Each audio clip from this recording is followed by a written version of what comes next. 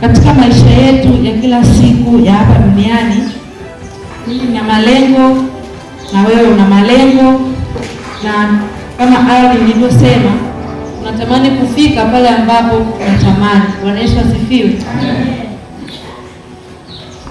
Unapokuwa na changamoto au unapokata tamaa au unapofika hatua kabisa ya kushindwa, ufanye nini? Bwana Yesu asifiwe.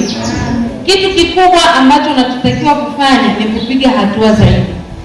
Usiangalie nyuma kuna nini. Bwana Yesu asifiwe. Tusome katika Mathayo sura ya 26 mstari wa 36 mpaka 40. Mathayo sura ya 26 mstari wa 36 hadi wa 40. Aliyepata anisaidie kusoma na wote tuwe makini kusikiliza. Bwana Yesu asifiwe. Hata niende kule nikaombe. Akamchukua Petro na wale wana wawili wa Zebedayo, akaanza kuhuzunika na kusononeka. Ndipo akamwambia, roho yangu ina huzuni nyingi kiasi cha kufa, kaeni hapa mkeshe pamoja nami. Akaendelea mbele kidogo, akaanguka kifulifuli, akaomba akisema, Baba yangu, ikiwezekana kikombe hiki kiniepuke, lakini si kama nitakavyo mimi, bali kama utakavyo wewe. Akawajia wale wanafunzi, akawakuta wamelala. Akamwambia Petro, je, hamkuweza kukesha pamoja nami hata saa moja? Amen. Kupitia Yesu wakati wa Pasaka. Bwana Yesu asifiwe. Kila mmoja tunafahamu kwamba alisulubiwa, alitemewa mate, alifanyeje, lakini ile ilikuwa ni changamoto yake iliyokuwa mbele yake. Bwana Yesu asifiwe.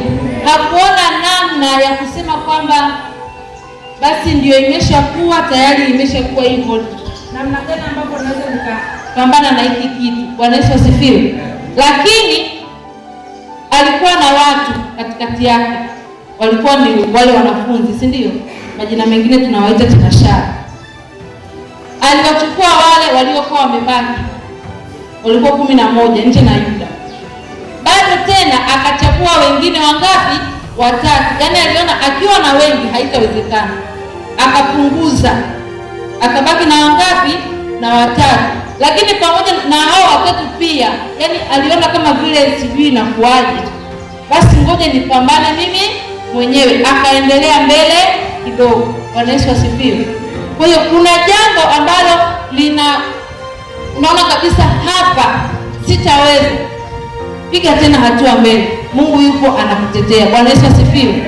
Katika changamoto au katika misukosuko yoyote, mtu wa kawaida huyu ambaye unaishi naye kila siku hawezi. Hata kama ukichukua watu wawili hao wawili pia unaweza kuwaambia vitu vyako na bado wakakusaliti. Kwa hiyo ni bora ukakomaa wewe mwenyewe. Bwana Yesu asifiwe. Kwa hiyo hapo tunamwona Yesu hakutaka kusema kwamba nawashirikisha, alienda nao kuomba, lakini kulingana na uzito wa jambo aliamua kupambana yeye kama yeye, na tuliona alishinda. Bwana Yesu asifiwe.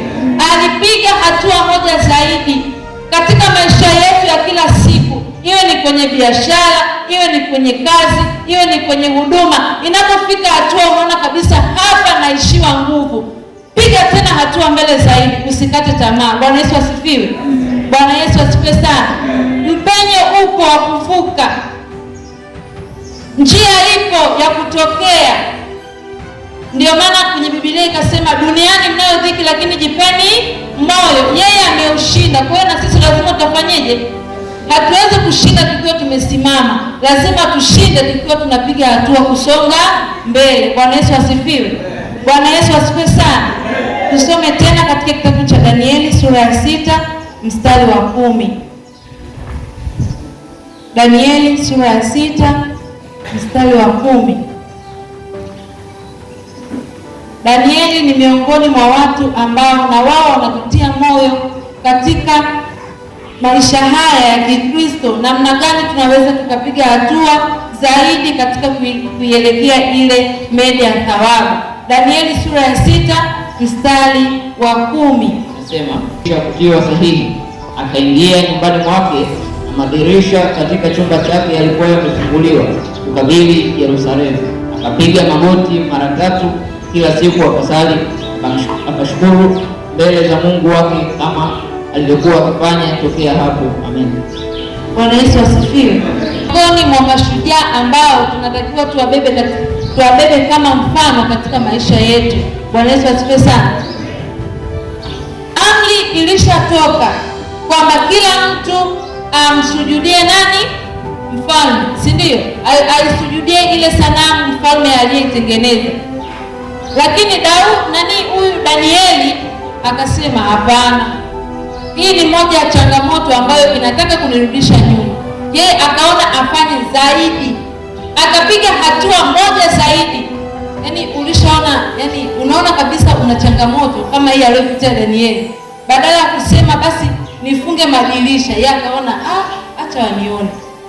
Akafungua na madirisha kabisa, akasema liwalo na liwe. Akakabiliana na ile changamoto. Bwana Yesu asifiwe. Kwa hiyo hata na sisi pia, haijalishi ndugu wanasemaje, haijalishi majirani wanasemaje, haijalishi hata mshirika mwenzio anakushaurije, hakikisha unapiga hatua na kusonga mbele, kwa sababu yaliyo mbele ni mema. Bwana Yesu asifiwe. Bwana Yesu asifiwe sana.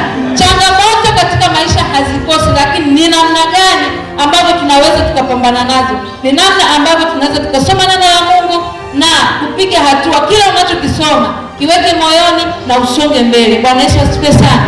Bwana Yesu asifiwe. Bwana Yesu asifiwe. Esta sura ya 4 mstari wa 13 hadi 16.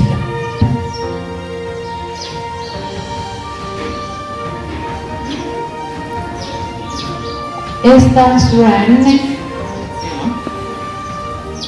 Esta sura 4. Naye Mordekai akawaagiza wampelekee Esta jibu la kusema, wewe usijidhanie kuwa wewe utaokoka nyumbani mwa mfalme zaidi ya Wayahudi wote, kwa maana wewe ukinyamaza kabisa wakati huu, ndipo watakapowatokea Wayahudi msaada na wokovu kwa njia nyingine, ila wewe utaangamia pamoja na mlango wote wa baba yako. Walakini ni nani ajuaye kama wewe kuujia ufalme kwa ajili ya wakati kama huo?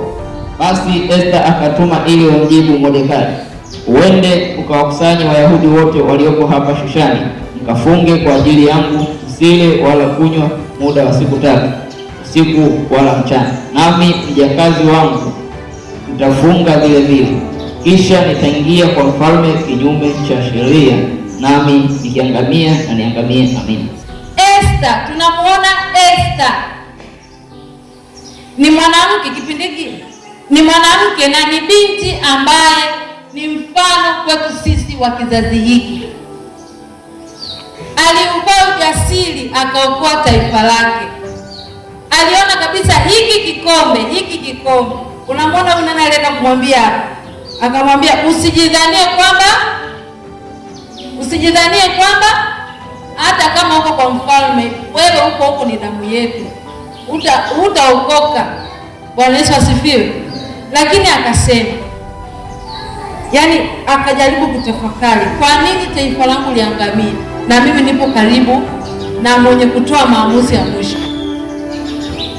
Akapiga hatua moja zaidi, akatangazia lile taifa kwamba uende uwakusanye Wayahudi wote walioko Shushani, mkafunge kwa ajili yangu, wala msinywe wala kwa ajili yangu msile wala kunywa muda wa siku 3, usiku wala mchana. Bwana Yesu asifiwe. Mpaka na wajakazi. Mtu huyu mmoja akapiga hatua moja zaidi kwa ajili ya kuokoa taifa lake, watu wa Shushani ngomeni. Kwa hiyo hata wewe hapo ulipo, usiangalie udogo wa kitu unachokipambania. Bwana Yesu asifiwe.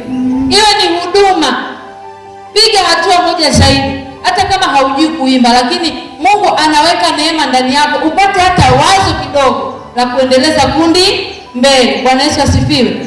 Kwa hiyo sisi kama watumishi wa Mungu tusimame, tupige hatua mbele zaidi, hata kama changamoto ni nyingi, mieleka ya maisha ni mingi, sarakasi za hapa na pale ni nyingi, lakini simama katika neno, simama katika maombi na ulishike neno la Mungu, upige hatua moja zaidi tena, uongeze mwendo zaidi tena, ili uweze kufika pale ambapo unapatamani. Bwana Yesu asifiwe. Bwana Yesu asifiwe sana. Bwana Yesu asifiwe.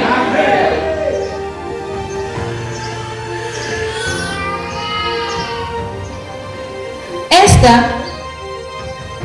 tujifunze kwake. Danieli pia tujifunze kwake. Bwana Yesu asifiwe. Wapo watu wengi sana ambao tunapaswa au tunahitaji kujifunza. Haijalishi umesikia stori yake mara ngapi, lakini kinachotakiwa ni wewe kusimama na kusogea mbele zaidi. Bwana Yesu asifiwe. Kila siku tunasikia habari za Yusufu, kila siku tunasikia habari za Nehemia, kila siku tunasikia habari za Joshua kwenye Biblia. Wapo watu wengi sana, ukiishia tu kuyasikia pasipo kuchukua hatua hautatoka. Bwana Yesu asifiwe. Bwana Yesu asifiwe sana. Usipochukua hatua ya maamuzi magumu katika changamoto yoyote hauwezi kutoka. Bwana Yesu asifiwe sana. Mungu atusaidie sana. Kwa hiyo ni lazima tupige hatua moja zaidi katika yale matatizo ambayo yanatukabili kila itwapo leo. Bwana Yesu asifiwe.